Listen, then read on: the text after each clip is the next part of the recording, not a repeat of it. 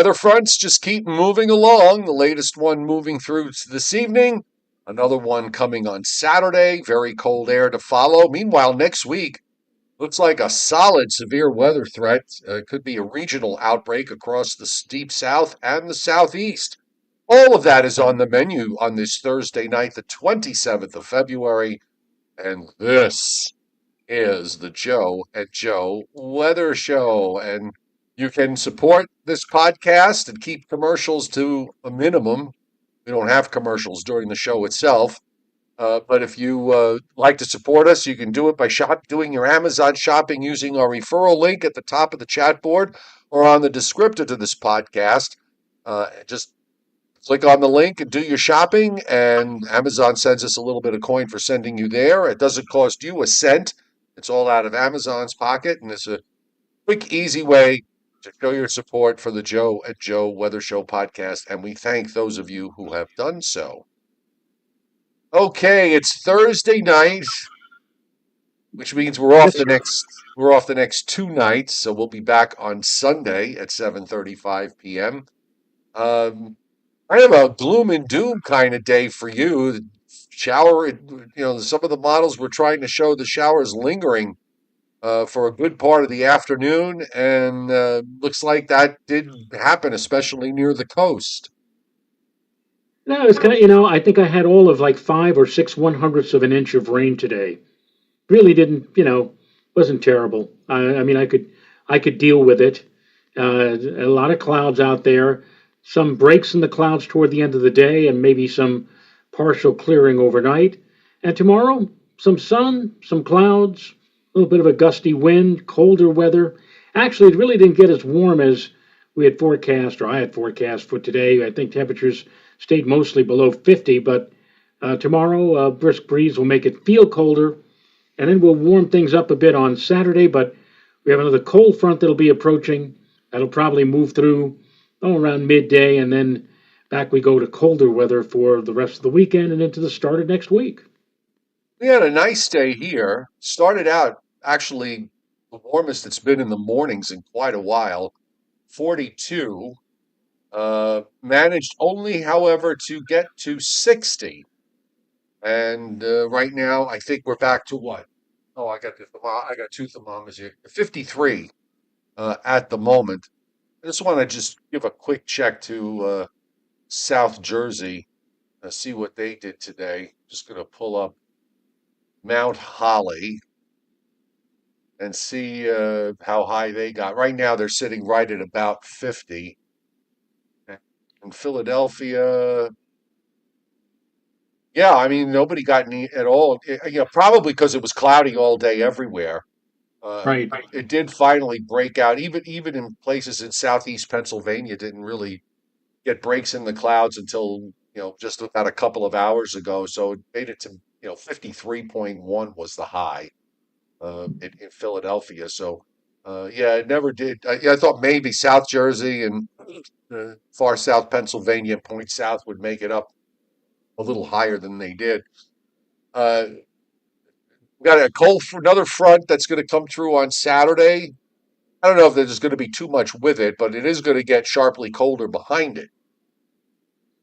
And it looks like, Joe, as I mentioned yesterday, with this Clipper system moving on by to our north, I mean, if you're up in upstate New York or portions of central and northern New England, you'll have a pretty good shot at some significant snowfall by the time we get to Saturday and late Saturday.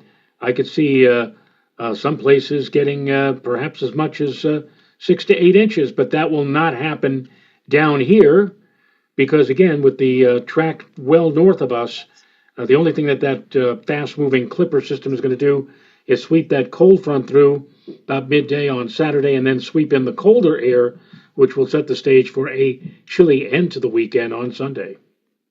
So the other thing is next week, Tuesday and Wednesday are probably going to be two big severe weather days in the deep south, and then on Wednesday in the southeast.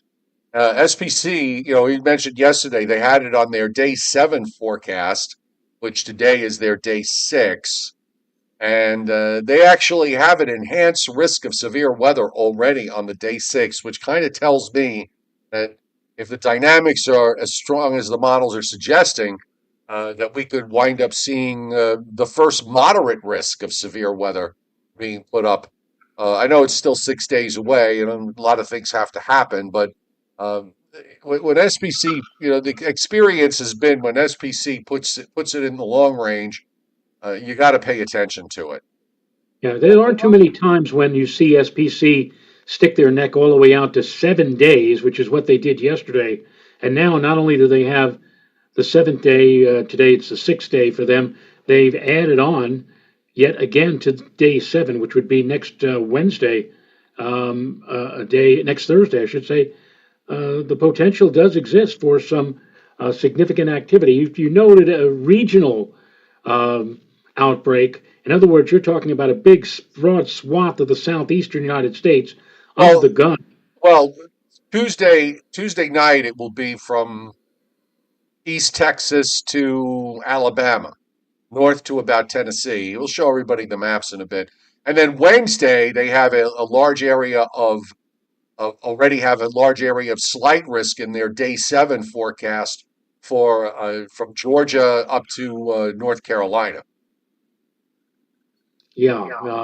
So it's going to be as you mentioned, it will be a rather active week. Yeah, I know not what a lot of you want to see in terms of activity, quote unquote. You'd rather see snow and wind and cold, but it'll certainly be interesting taking a backseat to what could be a rather significant outbreak of thunderstorm activity, maybe potent storms and possible funnel cloud tornadoes.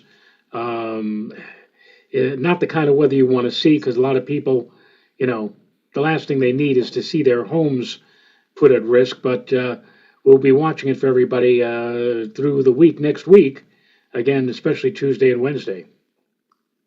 Correct. And if then the European continues to show a something for the 8th and 9th, we'll take a look at it when we get to the models. In the meantime, welcome to everybody on the chat board to tonight's Joe and Joe Weather Show podcast. And those of you watching in the background, we are glad you're doing that. And we welcome you too. Subscribe to my YouTube channel so you don't miss us.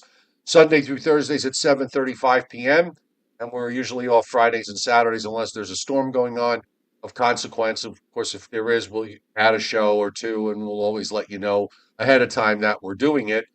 And make sure you turn your notifications on so you don't miss us. And of course, if you like the show, bang the like button because we like to be liked and Joe gets to tinkle the bell. Meanwhile, on the watches and warnings map, we've got winter weather advisories up to in northern New York from the east shores of Lake Ontario up into the northeast corner. And that's ahead of Saturday.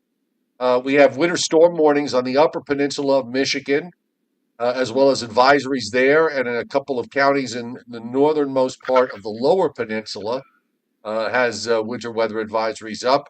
Wind advisories from western Ohio northwestward through northern Illinois and Wisconsin and back up into North Dakota and northern Montana, where we still have some lingering flood advisories there.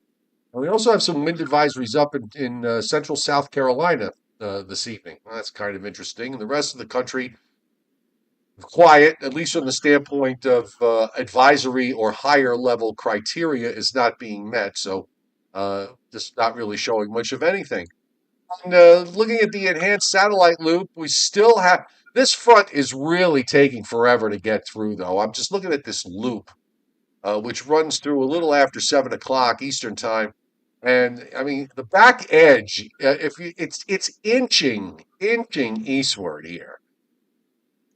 Yeah, and you know what? We're not going to get into with a good old fashioned sharp frontal passage, we would have seen clearing already move in and mostly clear tonight, a bright sunny day tomorrow. But kind of pulling my punches and just saying partial clearing tonight and not a full sunny day, but just partly sunny tomorrow because, again, of the proximity, the slow movement and the proximity of that front relative to our area. And then before it has a chance to actually get completely clear here, the next system the next that Clipper system will already be spreading clouds into our area beginning late tomorrow night, and it looks like a rather dreary or cloudy looking day for your Saturday. Meanwhile, you can already see that next Clipper system here on the satellite loop. Let me just show you, highlight it here for you. Coming into the northern plains, of course, you see the weather front in the east, just not, waiting for that last push to get it offshore. It'll eventually will. There's a little shortwave here moving through Ohio that's probably going to finally push that front through.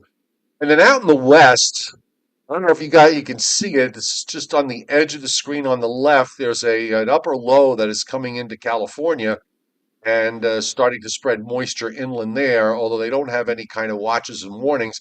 And well offshore the northwest, you see all that moisture is going up into southwestern Canada because of the ridging that is along the west coast. On the radar tonight, still have a little bit of lingering rain over eastern Long Island and southeastern New England. Also, some rain in southeast New Jersey. In fact, there's a little patch there. Might even be I don't know.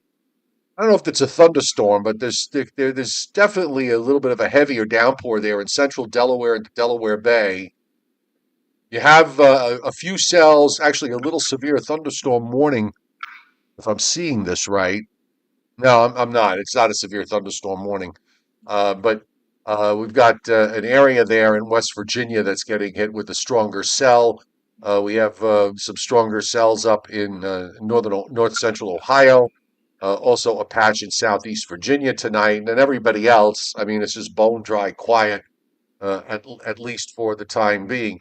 Okay, the Storm Prediction Center actually has a marginal risk in Ohio into West Virginia tonight. They had one up there yesterday, really didn't do anything, but they got it there this evening, and also an area of general thunderstorms in North and South Carolina on the southern tail of that front. But and there is some convection there, but doesn't look like anything too impressive. Otherwise, it's quiet. No severe weather is being forecast through Saturday, so we're going to jump to Tuesday, and this is on the long range here on day 6 that we spoke of earlier. SPC already has a large area of slight risk going up through most of Tennessee, northwest Georgia, Alabama, Mississippi, much of Louisiana, and they have an enhanced risk. And this is implied by the risk of 30% from East Texas across the northern half of Louisiana into Mississippi and southern Arkansas. So again, the fact that they did this today kind of surprised me. Not that it wasn't warranted, it's just that I thought that they maybe would wait till it got into the day 4 or day 5 time frame. So, they're certainly looking at this, thinking that this setup for next week across the Deep South is going to be something important. And then when we go to day 7, from Virginia, southern Virginia, southeastern Virginia, south central Virginia, southward through all of North Carolina, all of South Carolina, most of Georgia except the Northwest, and a small portion of Southeast Alabama in an implied slight risk of severe weather. I don't know if they're going to do anything with that and add to it tomorrow. I doubt they will. I'm going to be more. I'm going to pay more attention to what they do with this. My suspicion, Joe, is they'll probably leave it alone because it'll be in the day 5. It sends the message. I mean, they're never. I've never seen them put a moderate risk on the long range. No, it's enough that they take a risk, beyond 3 days of actually outlining a place that might have severe weather, but moderate risk on a long range beyond 3 days, that's really taking a chance. I don't think they're really ready for that just yet. 2 super chat hits to acknowledge. We have Ken Musillo hitting super chat tonight. Thank you, Kenneth. And the chairman's on the board tonight. Scott Briller, Jeopardy. Briller Jeopardy's its 3rd anniversary, Joe, tonight. I And didn't even realize. yeah, 3 years. And thanks to Joe and Joe for allowing me to be part of the greatest show on earth. That is a very big compliment. Thank you so much. And of course, to the chat board for always participating. Appreciate it greatly. Thank you, Scott. Glad you're back here watching, and got a very interesting Briller Jeopardy coming up for tonight. It's going to test your brains a little bit, so we'll take a look at that. Precip wise, over the next 7, they got a half to 3/4 of an inch. So this is all with the system coming, but when it reaches the East Coast, it'll be Wednesday. So this is for Wednesday. They got a half to 3/4. That might get beefed up a little bit, I think, when we get there. But there's quite a bit of precip from Maine all the way down to North Georgia, less from southern parts of North Carolina down to North Florida, where there's only a quarter of an inch there. We've got a patch of an inch and a half plus from southeast Oklahoma, Arkansas, much of the northern part of Mississippi, western Tennessee, up into southern Illinois and southeast Missouri. Also, an inch and a half plus up in northern Michigan, and an inch and a half plus on the lee shores of the lakes. Now, some of that is not a lot of it, but some of it is going to be from that Clipper system for Saturday that Joe was mentioning earlier. And on the let me finish up. The Rockies, not too much, a quarter of an inch, a few places in Colorado, central Colorado, a couple of pockets there of a half inch of liquid. Also up and down the state of Utah into Nevada, and you can see heavier rains of half an inch to an inch plus up and down the west coast of the coast of California, and heavy precip in the Sierra Nevada mountains, which we know that's probably going to be snow, and they'll probably have winter weather advisories up for accumulations of 3 feet or more, because after all, that's how they work out in the Sierra Nevadas. Now, WPC on this is a 24-hour snowfall accumulation probability for at least 2. And you can see where they have that winter weather advisory up in northern New York, that's all in, basically 50 to 60% or higher probability for at least 2. Higher probabilities across Vermont, New Hampshire, and on up into Maine, except down near the coast, of course. And of course, none of that comes anywhere close to the Northeast. I don't think I saw much in the West. We could take a look. You know what? The other thing no, I'm not going to do that. Let me just widen this out. Let's just see if they had anything going on in the West. I wish they would go. I wish they would fix this map. It really annoys the Jesus out of me, but that's me. So let's go to Monday. This is the probability for at least 2, and it only covers 24 hours. So if I go to 8, I got to change the map grading here. Let me go just a second. Patience, everybody. I'll be with you. I'll have it fixed in a moment. So here we are. This is the probability for at least 8 in the next 72 hours. And they don't really have too much out in the west yet because it's probably in the longer range. But this carries you to Sunday evening, and some places in upstate New York and northern New York have a 40 to 50% chance for at least 8. The lee shores of Lake Ontario, and then straight east and north of there. And then on the other side, on the Canada side of the northernmost Great Lakes, you see an area in the Upper Peninsula of Michigan where we've got a 60 to 70% chance for at least 8 inches. So let's take a look at how this all plays. I'll use the European because I want to, and let's look at what's going on here. So here's our system for today. Of course, she's moving on through.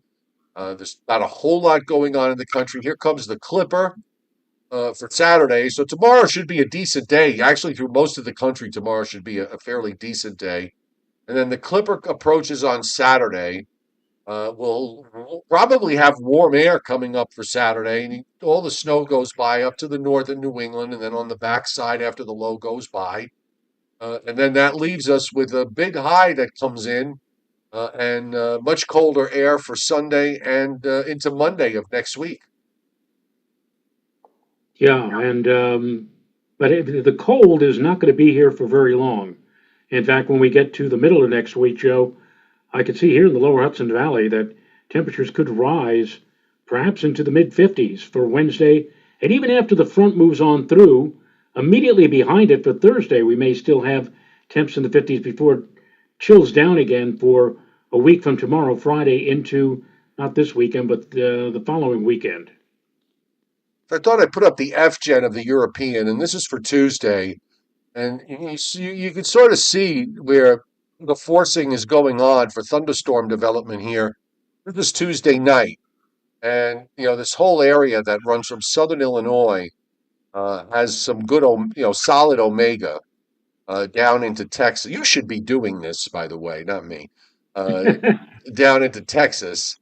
And then as we move along, you still have a fair amount of omega on Wednesday sweeping across the Gulf states, and it kind of fades away a bit when it gets towards the southeast. Doesn't completely go away. This is through Wednesday evening, and then it's gone. And of course, here in the Northeast, you really don't have a whole lot. But I'm wondering if we might wind up with a little bit of convection from this getting far enough north. This is one of those tricky situations. We were talking about this last night about, sometimes with these things you get, with these hairpin warm fronts that hold back the warm air. The European would suggest that maybe that warm front does get by. It's a fairly strong southwest flow. In fact, the isobars are so tight. I wonder whether wind is going to be an issue come Wednesday afternoon and Wednesday evening before the front goes through. And you can see that the red areas here. That's got to be mostly convection that the European's picking up on. Well, it looks like it's going to be quite a line of activity. And as I mentioned last night, there's going to be a warm front Thursday morning south of the tri-state area. So the big question is, will the warm front be able to get through? If it does, we'll get into that warm sector, and we could very well find ourselves with some showery, heavy, convective rainfall here later Thursday or Thursday evening. So still too early in the game to say that that's going to be the case, but again, something to watch and monitor as we get into the early and middle part of next week. Now, by the way, that nexus, that cutoff I mentioned earlier, that's coming into California, that's what's going to be responsible for this developing low that comes out of Kansas and then heads up toward the Great Lakes. And there'll probably be a stripe of heavy snow on the northwestern part of this into parts of Iowa and Wisconsin. It's not going to be a big snowstorm because there's not a whole lot of cold air on the backside, but there'll be some, and then that lifts up. Now, there's the European keeps picking up on energy that's also lagging in the West and starts to shoot it eastward. It actually takes it pretty far south initially. You see it there down right on the Florida Panhandle on the 8th, and then it turns it up the eastern seaboard and takes it right to the 40 and 70 benchmark. And of course, there's not a whole lot of cold air the way the regular European is showing it, but it's got a full blown 76 low at 40 and 70, which would mean we'd probably get nor'easter conditions. I have my doubts on this on so many levels, Joe. Uh, One, nothing has climbed up the East Coast all winter long. Why should this one? And I think you have to look at this kind of thing rather skeptically, given the fact that everything has been suppressed into the south. Now we don't have any real blocking going on, so that might allow it to come further to the north. But I'm going to just take a look at something. Let's look at the let's look at how the jet stream looks out in the Atlantic with this. I mean, it's not quite a ruler, and it does have a lot of cold air in the upper atmosphere. The northern jet kind of overwhelms everything. I'm not sure. I'm not sure about this. The first one, you can see the trough coming out, wrapped up, cut off through the plains. Definitely going to have some severe weather to deal with in the deep south Tuesday night into Wednesday, and then the southeast later Wednesday and Wednesday night. That trough goes whole hog negative tilt. But it doesn't. The whole trough doesn't completely lift out. There's a lot left to it, which is probably why it shoves everything to the south. I just don't know. I just don't know if this is viable. And I agree with you. You really can't tell, you know, whether or not that is actually going to turn out to be the case. But you know, it's fun to dream, doesn't it? Or isn't it? Yeah. I'm also noticing, by the way, well, this is now the 18Z. Let's go to the 18Z, see what that did. Because the 12Z European AI has an 8 to 12 inch snowstorm, if you want to believe it. But you see how, but you'd see how on the next run on the 18Z, here's that wrapped up animal with for Tuesday and Wednesday, and then the next one for the 8th and 9th. Now suddenly it's all suppressed and way to the south. It's got a low down. It's got a low near Fort Myers that comes out on the other side. I mean, how much further south can you go? Well, as I've been saying all along, I really don't put too much credence in the intermediate, the 6 and the 18Z runs. I like the primary runs, the 0 and the 12Z. And what you want to look for is consistency, Joe. If it's showing one thing one day and then it kind of flips the next day, then you got to, scratch your head and say, well, what do we believe here? And again, we'll have a better handle once we get within 5 days. You start looking beyond 5 days on these long range maps, especially with the fast movement. You can have virtually anything from day to day on any of these, including the European. Right, this was the 12Z run, which had a low in southern Missouri that goes up into West Virginia, then redevelops, right along the Virginia North Carolina border, and then runs out to about 40 and right through the box. And if it'll just make everybody happy, I'll show you what that did with snow. You know, I'm sure you'll bank on this, right? But here it is on Pivotal. So, it gave basically an 8 to 12 inch snowstorm from uh, just north of 195 in New Jersey to New York City and Long Island and points north, and a foot plus in eastern Connecticut over to southeastern New England. Look, this is what the model generated. There's no reality here, uh, but it's showing a colder look. But as I said earlier, I kind of believe the idea that something is going to try to come out behind that big storm next Tuesday, Wednesday. That I can accept. I just don't think I can accept the fact that it's suddenly going to do something that every other storm this winter has not done, and that it's going to take a perfect track and move up the eastern seaboard, and we'll have just the right amount of cold air. I'm sorry, you're asking for. I think you're just asking for way too much in a winter like this, where everything has been suppressed to the south.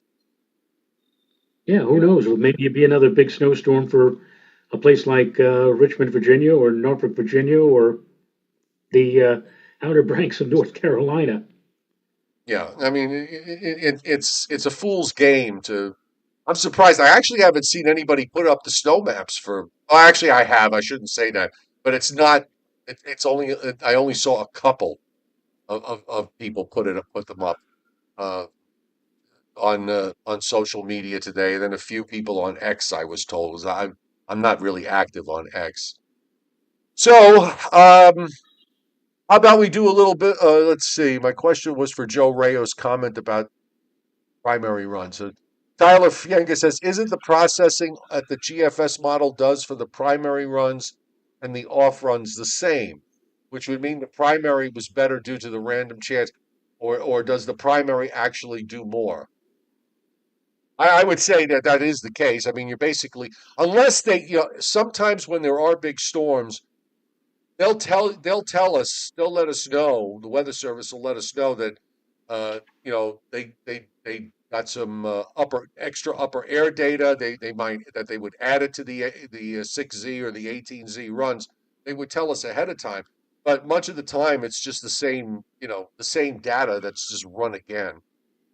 Maybe there's a couple of minor things that are changed, but for the most part, it's based off the same 12Z data.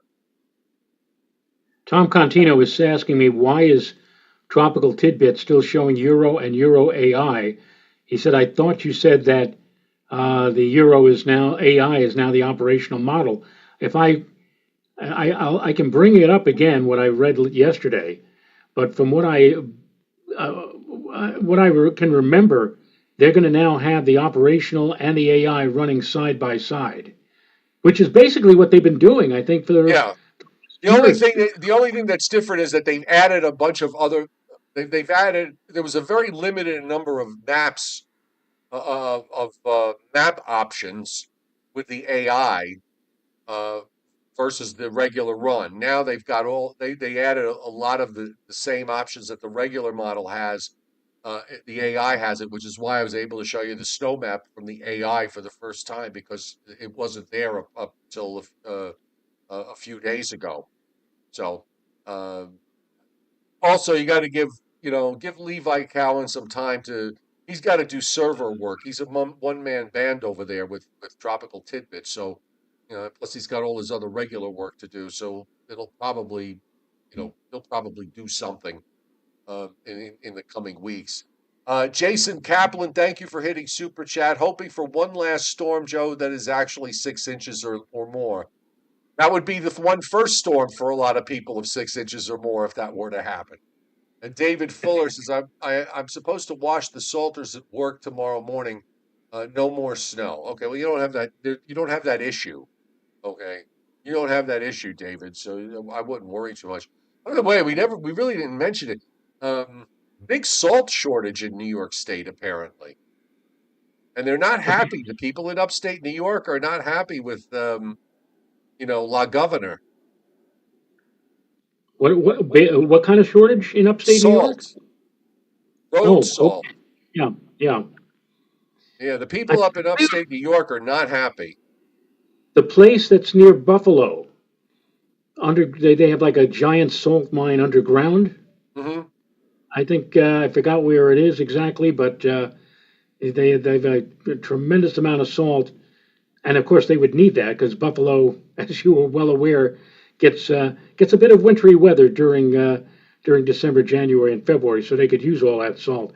I did not know about the fact that they're upset that there was a shortage and that Yeah, the they're big upset. shortage because of all the snow that they've had. There's a big shortage. In fact, I saw some comments that from some snow people, some snow removal people up there that they're having to use sand for the first time since the 70s.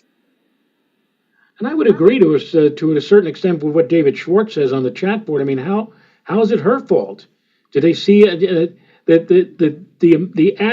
the amount of salt that's used is, she's not the one who says use X amount of salt during specific storms. It's up to the people who, and the amount that they start with, I guess, is based on allocations from the last couple of years. They see how it's been the last couple of years, and they buy or they purchase the amount of salt or whatever, or get the amount of salt that they need based upon what they've had in previous years. And if you have an exceptional year and you use a lot of salt, well, then you have a problem. But how I don't see how it's her fault.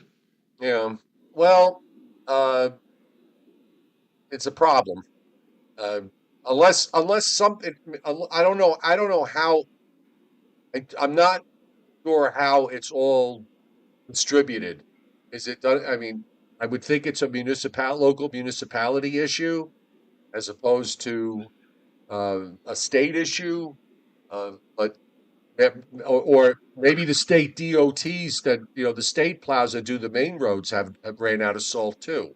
So maybe they didn't budget correctly either. I don't know. I'm not sure. I'm just telling you what this one person said. Okay. Okay, so there you go. All right, let's do this Burer Jeopardy for tonight. This should be fun. I'm going to test everybody here.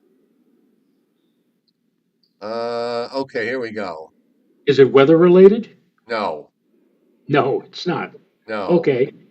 So, um,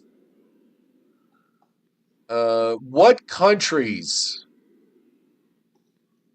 What countries? There are six of them that are one syllable words.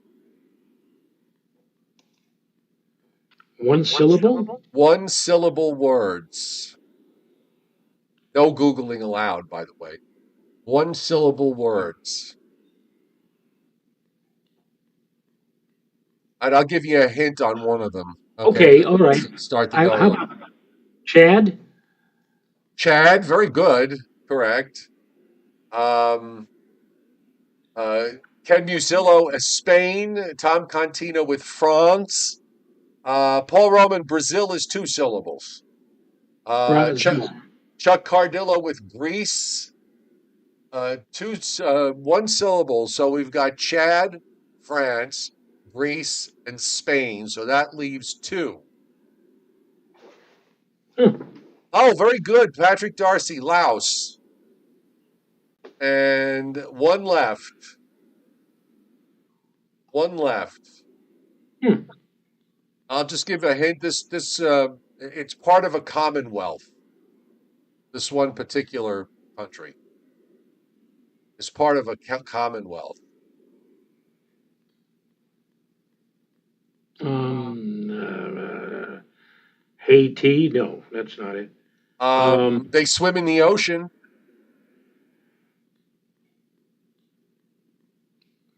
I don't They're know. I've seen a couple of people on the chat board. Jason Kaplan put up Guam. no, Guam is That's is not a U.S. territory. right. That's not a Um, nation. Bermuda has three syllables. Jason Fox. Thank you, Mike Waterhouse Bonsai. Whales. They swim in the ocean. Whales. All right, here's the next one. Name three countries that begin with the letter H and the letter G. We'll start first with the letter H.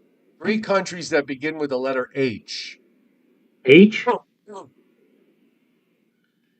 H or A? H. H is in Henry. How about Haiti? Haiti is one. Vincent Right. Croce with Hungary is two. And the other one is Italy does not begin with the letter H. Okay. It's a silent H. Italy is not even close to a silent H. It's not Italy. Mike Waterhouse Bonsai, correct. Honduras.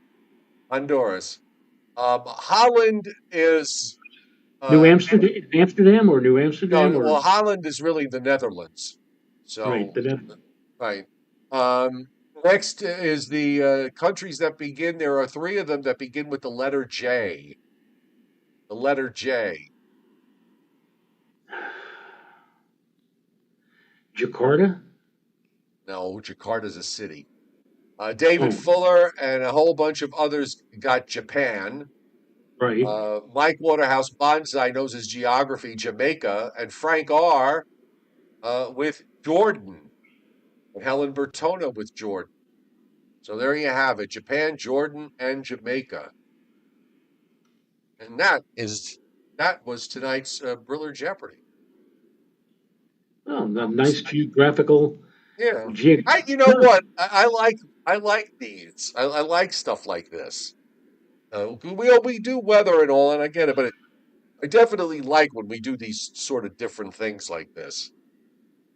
It's you know what happens when you do it though, and I bet you were experiencing this. Your mind suddenly goes blank, and you can't think of anything. yes.